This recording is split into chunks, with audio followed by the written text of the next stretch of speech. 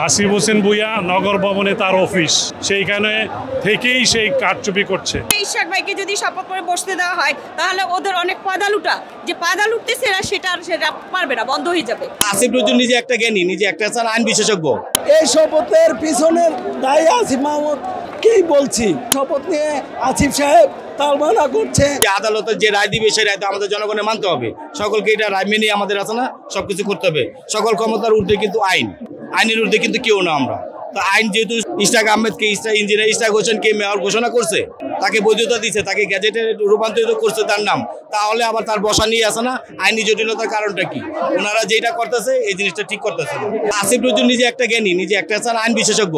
তা উনি তো আগে কথাটা বলতে পারতো যে আইনের থেকেই তো এই জিনিসটা উনি রায় পাইছে।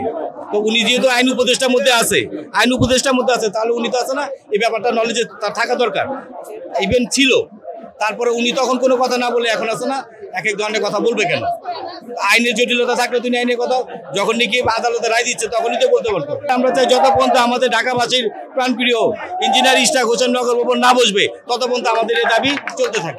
শপথ নিয়ে যে তালবানা হচ্ছে, এই জন্য আমরা 5 দিনের আলটিমেটাম দিয়েছি মানববন্ধনে।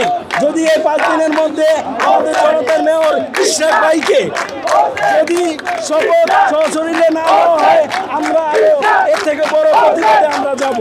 এই শপথের পিছনের দায়ী আসিফ মাহমুদ কি বলছি, উনি তালবানা করছে। আমরা আইনের মাধ্যমে গ্যাজেট হয়ে গেছে, আইনের মাধ্যমে আমরা মেয়র হিসাবে ইশরাক ভাইকে পেয়েছি, কিন্তু এই শপথ নিয়ে আসিফ সাহেব তালবানা করছে। যদি এটা আমরা মানব মাধ্যমের মধ্যে যদি উনি তা মেনে না নেয়, এর থেকে আমরা কঠোর আন্দোলনে যাব। হাইকোর্ট থেকে রায় দিয়েছে, নির্বাচন প্রজ্ঞাপন জারি করেছে, সেই সুবাদে আমরা এখন পুনর্বহাল চাই। বাস্তবায়নে বাধা হচ্ছে আমাদের সরকারের কিছু আমলাতান্ত্রিক জটিলতা, এবং সরকার নিজের জন্য দায়ী, এবং যেন দলীয় সরকার আমাদের মেয়র হইতে না পারে সেজন্য তারা গড়িমসি করছে। আমরা অতি সত্বর আমার ইঞ্জিনিয়ার ইশরাককে আমরা মেয়র হিসাবে দেখতে চাই, এবং না হলে আমাদের অবিরত আমাদের আন্দোলন চলবে। আসিফ হোসেন ভূঁইয়া নগর ভবনে তার অফিস, সেইখানে থেকেই সেই কারচুপি করছে এবং দুর্নীতি করছে। আমাদের এই ইশরাক হোসেন যেন এখানে না আসতে পারে।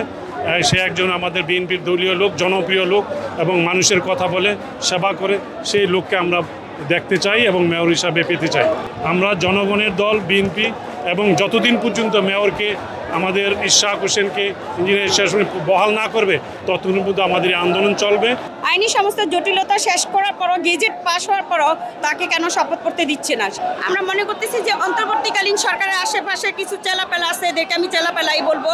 তো ওই উপদেষ্টাগুলো এটা ষড়যন্ত্র করে আটকে রাখছে, কারণ ওরা জানে যে ইশরাক ভাইকে যদি শপথ করে বসতে দেওয়া হয় তাহলে ওদের অনেক পাদা লুটা যে পাদা লুটতেছে সেটা পারবে না, বন্ধ হয়ে যাবে। সেই জন্য সারা এটা আটকে রাখছে। আসিফ মাহমুদ সবচেয়ে বেশি এটা এখানে ষড়যন্ত্র করতেছে, একদম সত্য কথা এটা। তারা যে সমস্ত পাদা লুটতেছে সেই পাদাগুলো বন্ধ হয়ে যাবে, লুটতে পারবে না আর ইশরাক ভাইয়ের কারণে। ইশরাক ভাই তো অত্যন্ত সততার সাথে, সে তার বাবা কি ছিল অবশ্যই আপনারা জানেন, নগর ভবনের দুর্নীতি তারা যে করতেছে এগুলা, তারা তো পারবে না নগর ভবনের দুর্নীতি করতে ইশরাক ভাই বসার পরে।